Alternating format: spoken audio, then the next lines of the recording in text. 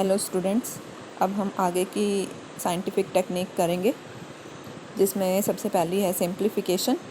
देखिए इसका meaning. Simplification means putting an end to the unnecessary type, qualities, size, weight etcetera. Means कि ये वो टेक्निक है जिसका हम यूज़ करते हैं कि इसके लिए जो unnecessary type, quality, size, weight product के हम बना रहे हैं उसको कम करने के लिए। अननेसेसरी जो कि ज़रूरी नहीं है बट फिर भी वो मैन्युफैक्चरिंग की जा रही है।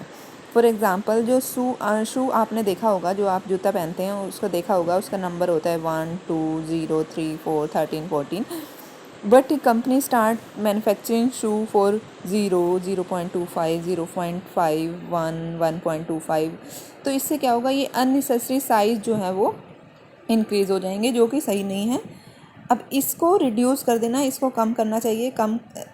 अब इससे डिफ़िकल्टीज़ क्या आती हैं, देखो ये अननेसेसरी साइज़ बनाने से जो हमें मशीन भी उतनी ज़्यादा ज़रूरत होगी, स्टॉक की भी उतनी ज़्यादा ज़रूरत होगी, लेबर उतना ज़्यादा होगा, स्पेशलाइजेशन हमें नहीं मिलेगा।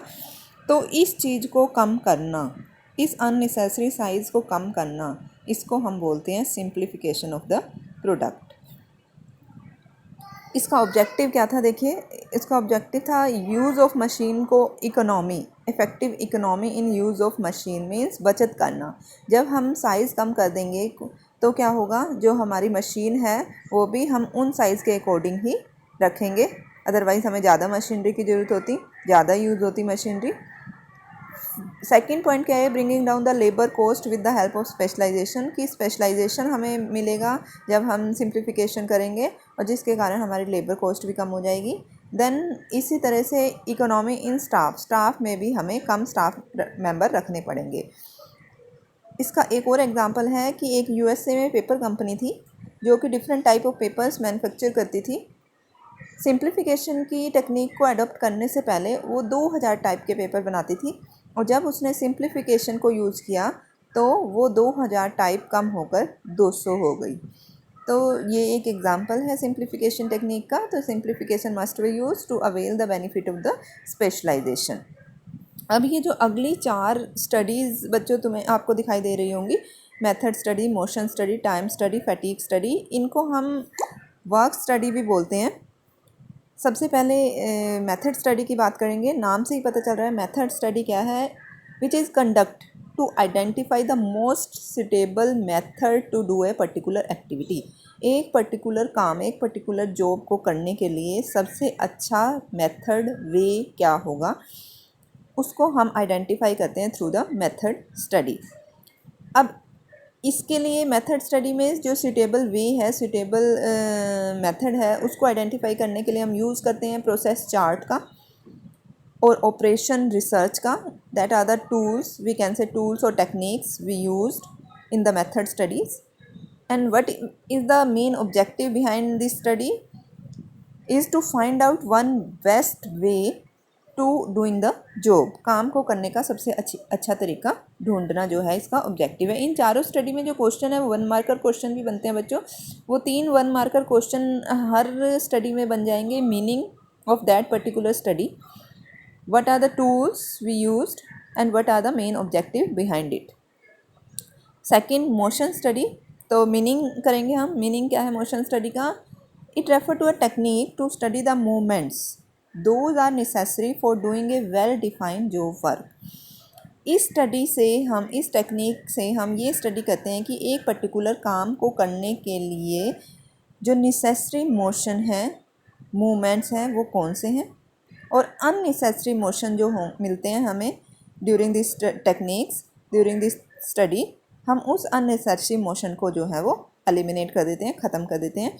तो इसके जो टूल हम यूज़ करें टेक्निक में, इस स्टडी में टूल यूज़ करें वो है मूवी कैमरा। मूवी कैमरा मतलब जिससे हम रिकॉर्डिंग करते हैं, फिर देखते हैं कि कौन से अननेसेसरी मोशन है जिसको हम हटा सकते हैं। अब जब एफ.डब्ल्यू. टेलर ने अपनी ये टेक्निक, अपनी ये स्टडी की थी, मोशन स्टडी कंडक्ट की थी, तो उसने एक मैसन मीन्स जो घर बनाने वाला मिस्त्री होता है, उसकी एक्टिविटीज़ को देखा, और उसने देखा कि वो टोटल एक ईंट को लगाने के लिए, दीवार में ईंट को लगाने के लिए वो डिफरेंट 18 एक्टिविटी कंडक्ट कर रहा था। जैसे ईंट को उठाना, फिर उसको पानी में डालना, फिर उसको जगह को साफ़ करना, उसको रखना, नापना, धागे से नापना, फिर उसको रखना। इसी तरह से सीमेंट डाल रहा है, फिर वो उसमें थोड़ा सा पानी डाल रहा है और रेत डाल रहा है। इस तरह से टोटल 18 स्टडी जो थी उसने देखी। बट मोशन स्टडी के अंडर उसने क्या किया, उसको ये उसने किया, जज किया कि यदि इसके साथ एक मज़दूर लगा दी जाए तो उसकी टोटल जो अननेसेसरी मोशन है वो ख़त्म हो सकते हैं। तो इस तरह से उसने इस स्टडी को कंडक्ट करके टोटल 18 से 5 रिड्यूस कर दी उसकी जो एक्टिविटीज़ थी। अब इसके बाद आती है टाइम स्टडी। टाइम स्टडी क्या है? It refer to determining the standard time required to complete a particular activity. एक पर्टिकुलर एक्टिविटी को कंडक्ट करने के लिए स्टैंडर्डाइज टाइम क्या होगा, तो ये टाइम स्टडी से हम कंडक्ट करते हैं। अब इसमें जो ये स्टडी कंडक्ट करते हैं, इसमें स्टैंडर्डाइज टाइम कैसे निकाला जाता है? वो होता है on the basis of the average time के बेस पर सेवरल एक्सपेरिमेंट हम करते हैं।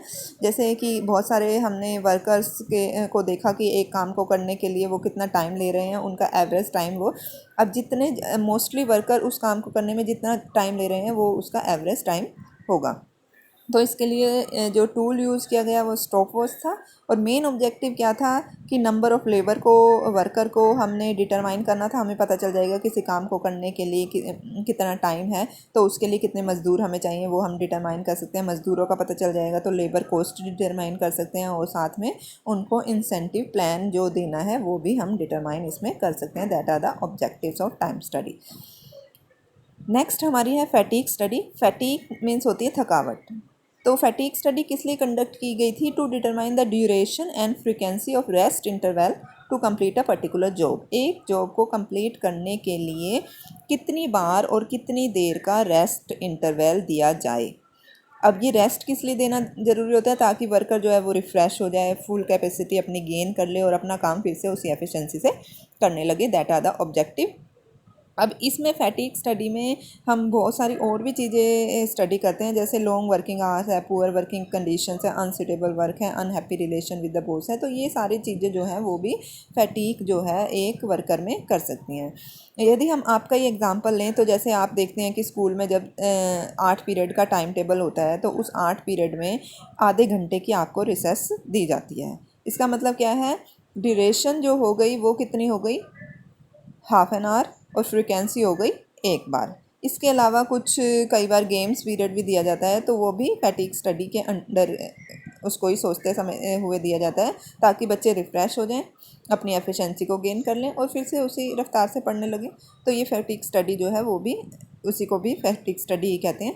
तो अब ये 4 स्टडी हमने की जिसको वर्क स्टडी के अंडर हम डालते हैं, और एक सिंप्लीफिकेशन की टेक्निक की। अगली टेक्निक और कंपैरेटिव स्टडी जो है हम अगली वीडियो में करेंगे। Thank you.